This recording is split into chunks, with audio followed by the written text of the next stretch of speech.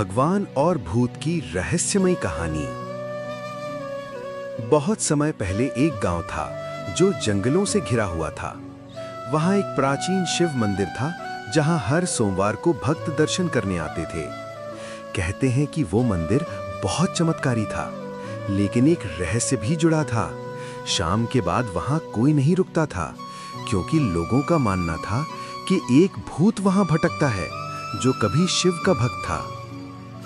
भक्त का अजीब अंत। उस भूत की कहानी शुरू होती है एक सच्चे शिव भक्त से। उसका नाम था भीमा।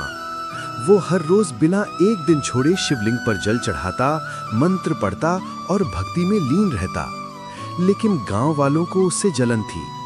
एक दिन झूठा आरोप लगाकर उसे मंदिर के पास ही मार डाला गया।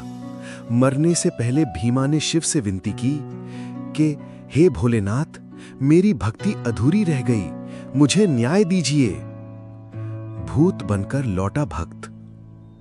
कहते हैं कि उसकी आत्मा वहीं भटकने लगी, लेकिन वो किसी को नुकसान नहीं पहुंचाता था। वो हर रात मंदिर में आता, जल चढ़ाता और मंत्र बोलता। लोग डरते, पर एक बात सबको हैरान कर दी थी कि सुबह मंदिर का दीपक जलता मिलता, फूल चढ़े होते और घंटियां बज चुकी होती। ओम शिवजी ने दिया दर्शन। एक दिन गांव में एक साधु आए। उन्होंने तपस्या के बाद शिवजी से प्रकट होकर पूछा, हे महादेव, क्यों ये आत्मा मुक्त नहीं हो रही? शिवजी बोले, उसकी भक्ति इतनी सच्ची थी कि मृत्यु के बाद भी वो केवल मेरी सेवा चाहता है, लेकिन अब समय आ गया है उसे मोक्ष देने का।